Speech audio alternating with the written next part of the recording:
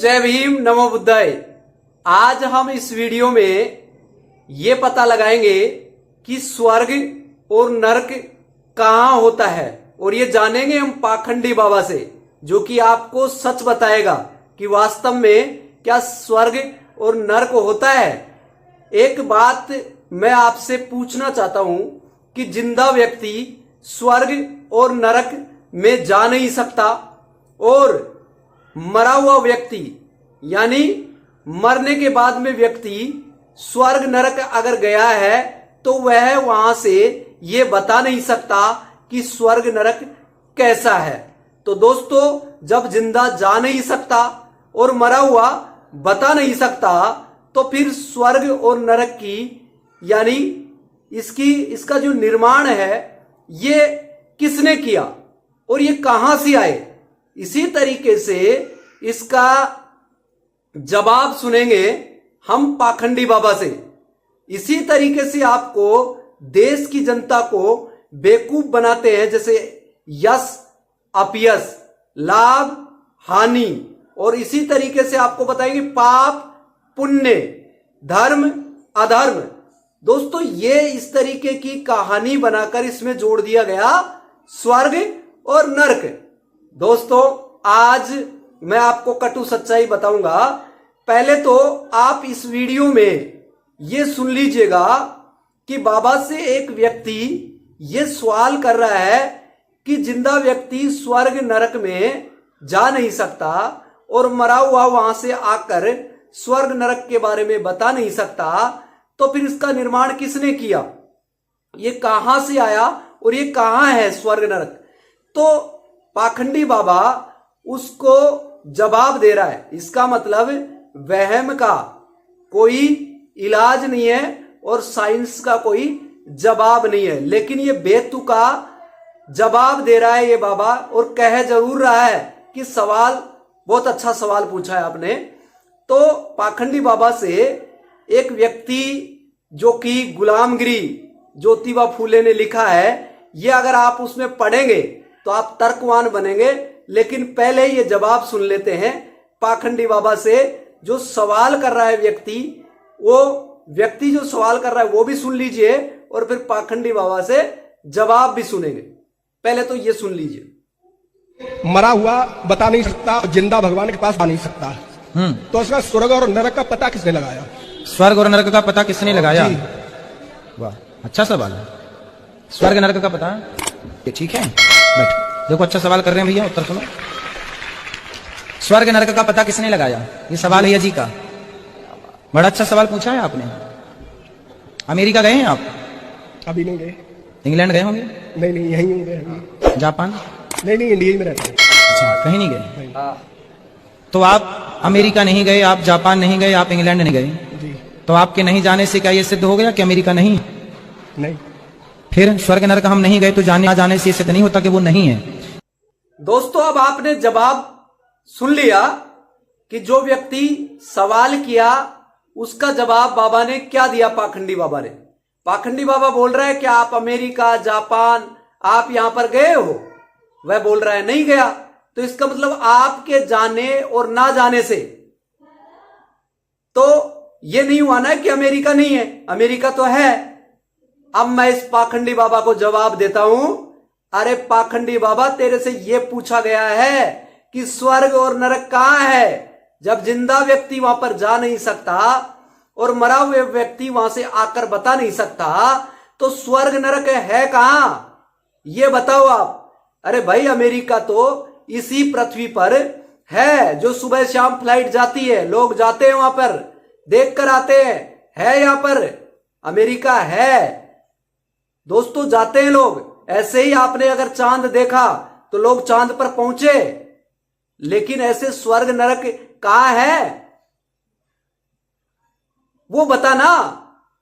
बाबा के पास कोई जवाब नहीं है, और आपको बेवकूफ बनाने के लिए, अंधविश्वास में डालने के लिए, पाखंड में फंसाने के लिए जितना उसका ज्ञान था उतना उसने भक्त को पेल दिया। भक्त ने बस, अरे भैया मैं गया हूं, जैसे मान लो कि काफी लोग पूछते हमने दुनिया देखी है। अरे भैया, दुनिया देखी है काफी लोग बोल देते हैं हवा हवाई में दुनिया देखी है। अरे तो भाई दुनिया कोई बीपीएल से थोड़ी देख लेंगे, राशन कार्ड से थोड़ी देख लेंगे, उसके लिए पासपोर्ट बनता है वीजा बनता है बाहर जाने के लिए। तो बनवाइए, आपको किसने मना किया है? आप जाके देख के आओ। समझ में आया ना? तो इसी तरीके से आप देखो आराम से, अमेरिका देखो, जापान देखो, थाईलैंड देखो।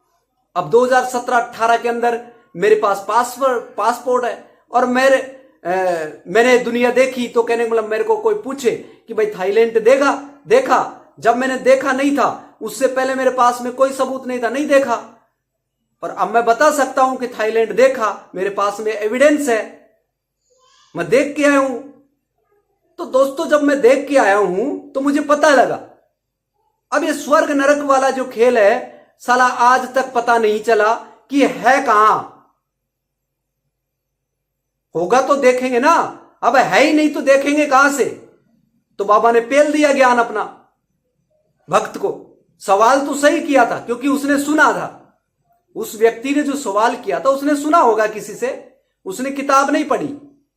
अगर वो ज्योतिबा फूले की किताब पढ़ता, गुलामगिरी पढ़ता, तो ये जो बात गुलामगिरी में ज्योतिबा फूले ने उसमें से निकाला है कि ये स्वर्ग नरक की कल्पना ये पोंगे पंडितों ने और इन्होंने एक कल्पना बनाई है लोगों को ठगने के लिए। भगवान का भय दिखाकर डराकर और अपनी जेबें भरते हैं, धर्म के नाम से दुकान चलाते हैं। तो ये क्या है? उसको कह दिया जाएगा कि आप ये तो गलत कर रहे हो, इसका मतलब ये पाप है। और ये जितने भी कर्म कांड करवा रहे हैं ये पुण्य है, क्योंकि धर्म के लिए काम किया जा रहा है। अरे भैया ये धंधा है, अपनी रोजी रोटी का धंधा है, और इस रोजी रोटी के धंधे में ये आप को फंसा रहे हैं ताकि बैठ बिठाए पैसा आता है। इनको कोई काम नहीं करना पड़ता, ये मस्टंडे हो रहे हैं आपकी मेहनत की कमाई से।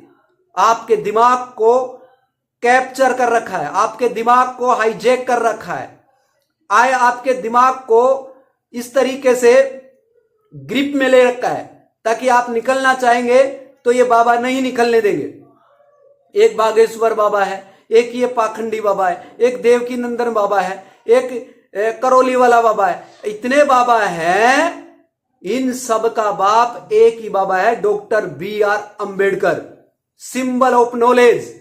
इन बाबाओं में से एक भी बाबा बता दो जिसको ज्ञान का प्रतीक कहा जाता है। ये पोंगे पंडित आते हैं और अपना ज्ञान पेल जाते हैं, इनको कुछ नहीं आता, केवल मात्र आपको शिक्षा से दूर करने का इन्होंने षड्यंत्र रचा है ताकि आप ज्योतिबा फूले की गुलामगिरी ना पढ़ सके।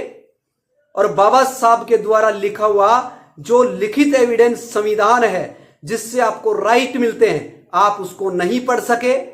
आप रामास्वामी पेरियार जिन्होंने भगवान से सवाल किया है कि तू गूंगा है क्या, जो कि तू की बोल नहीं सकता, या तू बहरा है तो सुन नहीं सकता, तू अंधा है ताकि देख नहीं सकता, तू भूखा है ताकि अच्छे अच्छे पकवान मंगवाता है उसको खा नहीं सकता।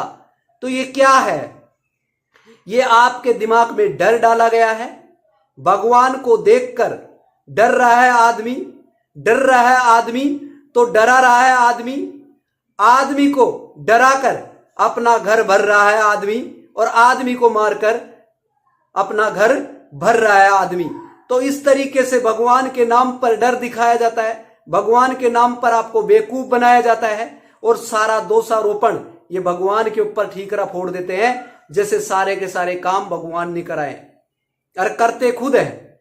दोस्तों इस दुनिया के अंदर चारों तरफ आप देखेंगे हर जगह अच्छाई है, हर जगह अच्छाई है, लेकिन अच्छाई की अनुपस्थिति में जो चीज पैदा होती है वो क्या होती है? वो बुराई पैदा होती है।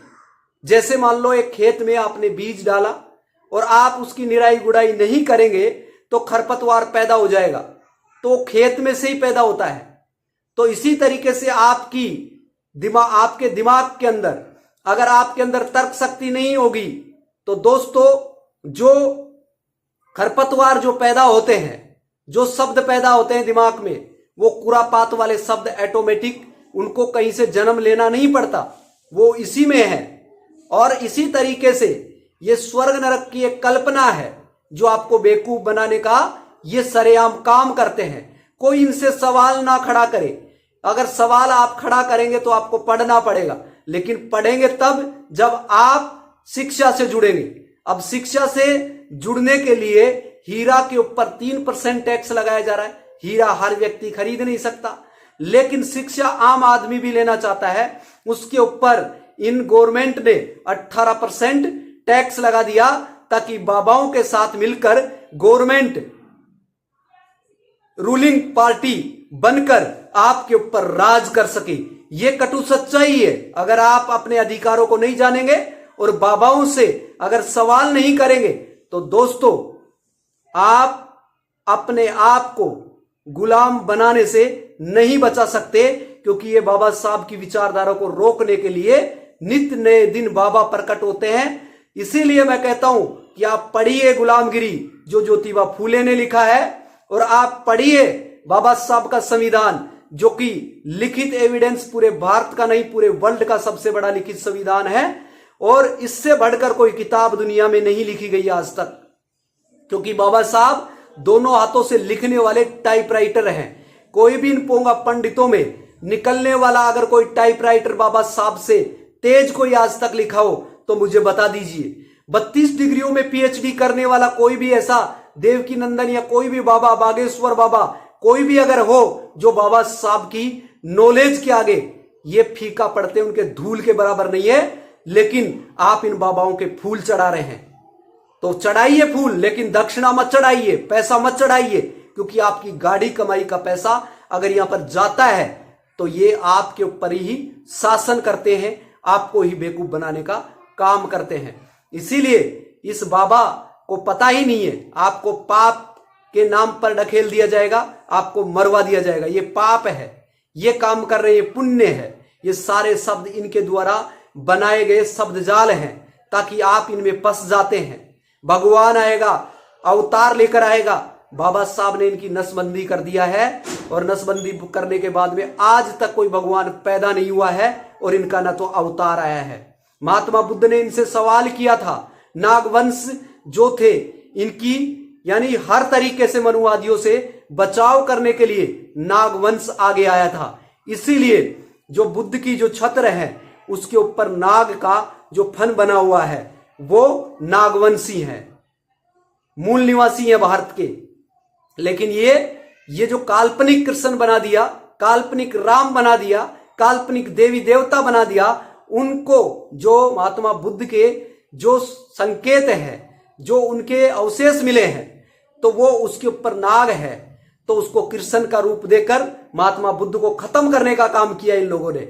यानी कोई कृष्ण नहीं है, कोई भगवान नहीं है, कोई राम नहीं है, काल्पनिक चित्र हैं। और अगर इनका एविडेंस है, कोई जन्म हुआ है तो एविडेंस दिखाइए, लेकिन ये मिथक है और आपको मिथ्या से जोड़ा जा रहा है। अगर वास्तविकता में जैसे महावीर स्वामी है, उनका एविडेंस है, वो जन्म लिए हैं, इसी तरीके से महात्मा बुद्ध जन्म लिए हैं, इसी तरीके से रविदास महाराज जन्म लिए हैं, इसी तरीके से कबीर जी जन्म लिए हैं। जो संत हैं वो संत इसलिए हैं क्योंकि शांत रहकर इन्होंने सवाल किया है, और इन्होंने भक्ति आंदोलन नहीं चलाया, इन्होंने मुक्ति आंदोलन चलाया है, जो ब्राह्मण व्यवस्था के अंदर जो लागू हो रखे हैं, असमानता में जो लोग फंसे हुए हैं, उसमें से निकाल कर इन्होंने समानता का पाठ पढ़ाया है। तो इसलिए मुक्त करने का आंदोलन चलाया है, ना कि भक्ति आंदोलन चलाया है। और इस मुक्ति आंदोलन को आपसे भक्ति से जोड़कर परमात्मा का नाम दे दिया गया, स्वर्ग और नरक दे दिया गया, यश और अपयश दे दिया गया, पाप और पुण्य दे दिया गया। तो ये क्या है? धर्म और अधर्म दे दिया गया। तो दोस्तों कोई अधर्म नहीं होता है, सब धर्म होता है। अगर मानवता सबसे बड़ा धर्म है और मानव एक समान, ये महात्मा बुद्ध की वाणी है। क्योंकि महात्मा बुद्ध कोई भगवान नहीं है, महात्मा बुद्ध मार्गदाता है। लेकिन इन पोंगा पंडितों ने मिलकर महात्मा बुद्ध को भी विष्णु का 8वां 9वां अवतार घोषित कर दिया। दोस्तों यही पाखंड है, यही अंधविश्वास है, और इससे बाहर निकलिए, तभी जाकर आपके घर में जीते जी स्वर्ग और जीते जी नरक, और कहीं नहीं होता है। ये आपके सामने है, आपके घर में अगर गलत तरीके से सारी चीजें चल रही हैं, आप अज्ञानता में फंसे हुए हो, तो समझ लीजिए आप नरक में हो। और आप जीते जी शिक्षा से अपने आप को इन बंधनों से मुक्त कर लिया, तो दोस्तों आप स्वर्ग में रह रहे हो। जीते जी स्वर्ग होता है और जीते जी नरक होता है।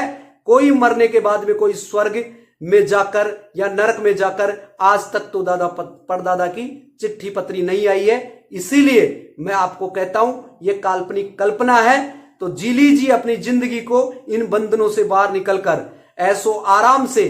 तो अगर आप अपने इन बाबा साहब को, अपने अनुयायियों को नहीं पढ़ेंगे, तो दोस्तों आप इनके चंगुल में फंस कर मर जाएंगे, यश अपयश के नाम पर, और धर्म अधर्म के नाम पर, और स्वर्ग और नरक के नाम पर। फिर मैं मिलूंगा एक लेटेस्ट न्यू वीडियो में न्यू इंफॉर्मेशन के साथ। जय भीम, नमो बुद्धाय, शुक्रिया, धन्यवाद।